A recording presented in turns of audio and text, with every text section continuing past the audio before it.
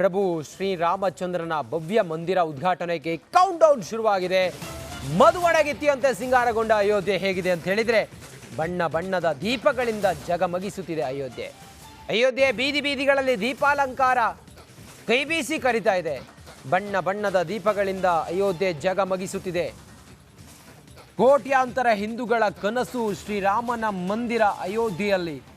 ಬಾಲರಾಮನ ಪ್ರಾಣ ಪ್ರತಿಷ್ಠಾಪನೆಗೆ ಇನ್ನೊಂದು ರಾತ್ರಿ ಮಾತ್ರ ಬಾಕಿ ಉಳಿದಿರೋದು. ಹೀಗಾಗಿ ಮದುವಣಗಿತ್ತಿಯಂತೆ ಅಯೋಧ್ಯೆ ಸಿಂಗಾರ ಆಗಿದೆ. ಅಯೋಧ್ಯೆಯ ಬೀದಿ ಬೀದಿಗಳಲ್ಲಿ ಜಗಮಗಿಸುವ ಲೈಟಿಂಗ್ಗಳು ಮನಸೋರೆಗೊಳ್ತಾ ಇದೆ. ಮಂದಿರ ಉದ್ಘಾಟನೆಗೆ ಕೌಂಟ್ ಡೌನ್ ಶುರುವಾಗಿದ್ದರೆ ಜಗಮಗಿಸುವಂಥ ಲೈಟಿಂಗ್ನಿಂದಾಗಿ ಸಿಂಗಾರವಾಗಿದೆ, ಮಿಂಚುತ್ತಿದೆ, ಜಗಮಗಿಸುತ್ತಿದೆ ಅಯೋಧ್ಯೆ.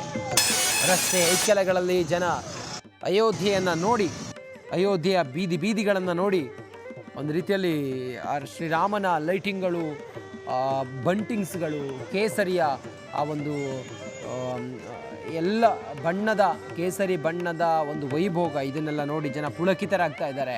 ಶ್ರೀರಾಮಚಂದ್ರನ ಭವ್ಯವಾದ ಮಂದಿರದ ಉದ್ಘಾಟನೆಗೆ ಕ್ಷಣಗಣನೆ ಆರಂಭ ಆಗಿದ್ರೆ, ಶ್ರೀರಾಮಚಂದ್ರನ ಆ ಪುಣ್ಯಭೂಮಿ ಅಯೋಧ್ಯೆ ಅಂತೂ ಜಗಮಗಿಸುತ್ತಿದೆ ಲೈಟಿಂಗ್ನಿಂದ, ಹೂಗಳಿಂದ, ಬಣ್ಣ ಬಣ್ಣದ ಲೈಟಿಂಗ್ಸ್ಗಳಿಂದ. ಅದ್ರ ಜೊತೆಗೆ ಕೇಸರಿಯ ಪ್ರವಾಹವೇ ಅಲ್ಲಿ ಆದಂಗೆ ಕಾಣಿಸ್ತಾ ಇದೆ.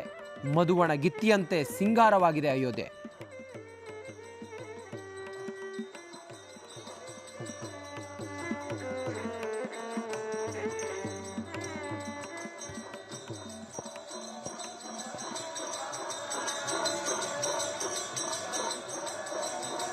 ನೋಡಿ, ಶ್ರೀರಾಮಚಂದ್ರನ ಭವ್ಯವಾದ ಮಂದಿರ, ಗಿಜಿಗುಡುತ್ತಿರುವಂಥ ಜನ, ಅದ್ರ ಜೊತೆಗೆ ಲೈಟಿಂಗ್ಸ್ಗಳು, ಜಗಮಗಿಸುತ್ತಿರುವಂಥ ಲೈಟಿಂಗ್ಸ್ಗಳನ್ನು ನೋಡ್ತಾ ಇದ್ದೀರಿ, ಕೇಸರಿ ಫ್ಲ್ಯಾಗ್ಗಳನ್ನು ನೋಡ್ತಾ ಇದ್ದೀರಿ.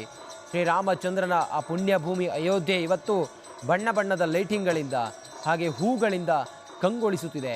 ಶ್ರೀರಾಮಚಂದ್ರನನ್ನು ನೋಡೋದಕ್ಕೆ ದೇಶ ವಿದೇಶಗಳಿಂದ ಭಕ್ತರೇನು ಬರ್ತಾ ಇದ್ದಾರೆ, ಲಕ್ಷಾಂತರ ಭಕ್ತರು, ಅವರೆಲ್ಲರನ್ನು ಕೂಡ ಕೈ ಬೀಸಿ ಕರಿತಾ ಇದೆ. ಶ್ರೀರಾಮಚಂದ್ರನ ಈ ಪುಣ್ಯ ಪ್ರಾಣ ಪ್ರತಿಷ್ಠಾಪನೆಗೋಸ್ಕರ ಇಡೀ ಸಮಾಜವೇ ಕಾದಿತ್ತು, ಇಡೀ ಕೋಟ್ಯಾಂತರ ಹಿಂದೂಗಳು ಕಾದಿದ್ರು. ಆ ದಿನ ಸಮೀಪಿಸ್ತಾ ಇದೆ, ಒಂದು ರಾತ್ರಿ ಮಾತ್ರ ಬಾಕಿ ಇದೆ. ಹೀಗಾಗಿ ಅಯೋಧ್ಯೆ ನಗರ ಸಿಂಗಾರ ಆಗಿದೆ.